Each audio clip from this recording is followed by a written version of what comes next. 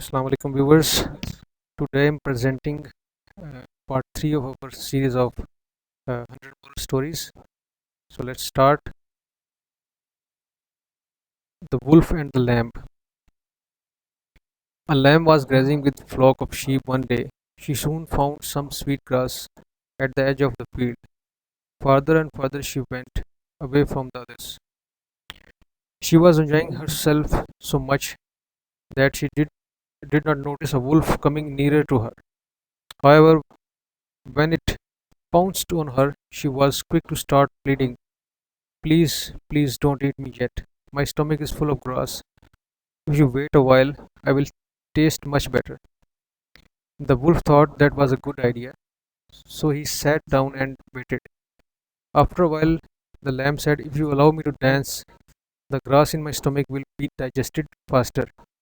Again, the wolf agreed. While the lamb was dancing, she had a new idea.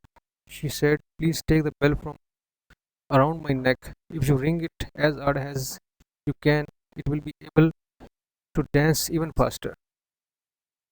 The wolf took the bell and rang it as hard as he could. The shepherd heard the bell ringing and quickly sent his dogs to find the missing lamb. The barking dogs frightened the wolf away and saved the lamb's life. So the moral of the story: the gentle and weak can sometimes be cleverer than fierce and strong. Story number 12: The Fox and the Grapes. It was a sunny day and Fox was walking across the fields. Soon he came to a vineyard. As he came nearer, he could see some bunches of juicy grapes.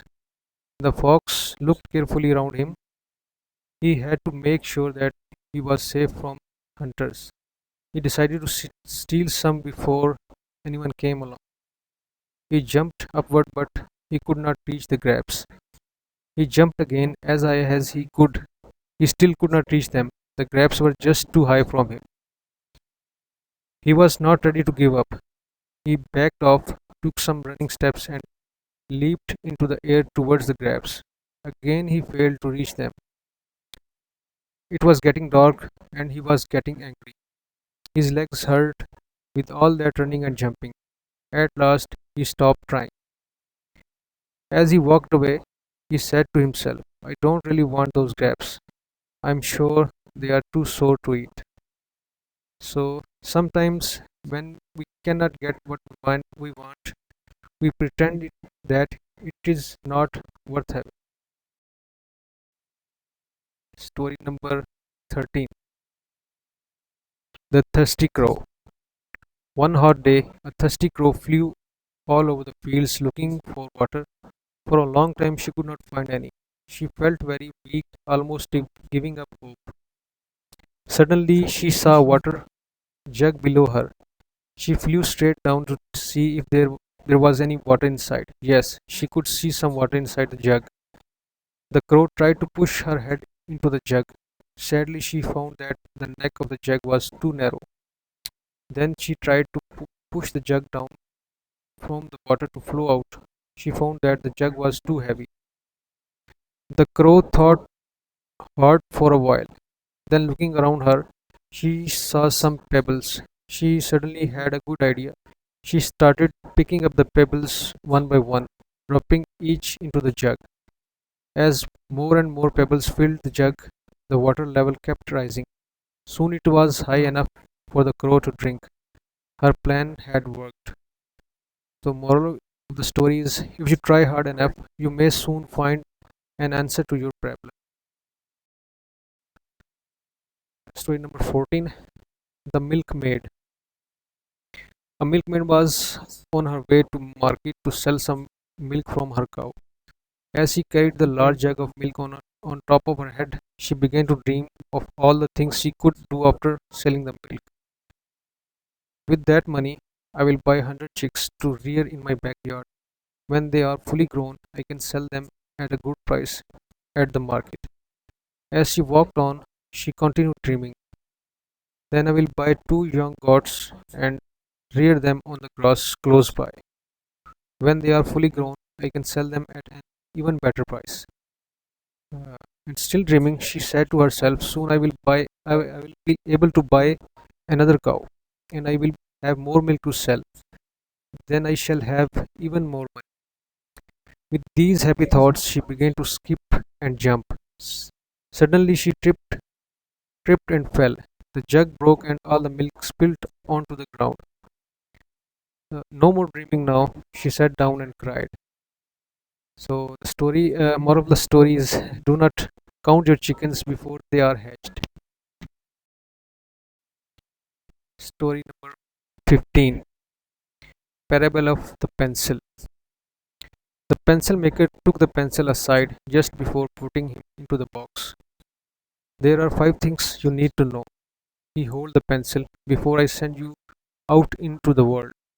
Always remember them and never forget, and you will become the best pencil you can be. 1. You will be able to do many great things, but only if you allow yourself to be held in someone's hand. Number 2. You will experience a painful sharpening from time to time, but you will need it to become a better pencil. 3. You will be able to correct any mistakes you might make. 4. The most important part of you will always be what's inside. And 5. On every surface you are used on, you must leave your mark. No matter what the condition, you must continue to write." The pencil understood and promised to remember, and went into the box with purpose in its heart. Now, replacing the place of pencil with you, always remember them and never forget, and you will become the best person and you can be. One you One, you will be able to do many great things, but only if you allow yourself to be held in God's hand and allow other human beings to access you for the many gifts you possess. 2. You will experience a painful sharpening from time to time by going through various problems in life, but you will need it to become a stronger person. 3. You will be able to correct any mistakes you might make. 4. The most important part of you will always be what's on the inside. And 5. On every service you walk through, you must leave your mark no matter what the situation. You must continue to do your duties. Allow this parable on the pencil to encourage you to know that you are a special person and only you can fulfill the purposes to which you were be born to accomplish. Uh, so, dear viewers, never allow yourself to get discouraged and think that your life is insignificant and cannot make a change. Part 3. See you soon in the next. Thank you.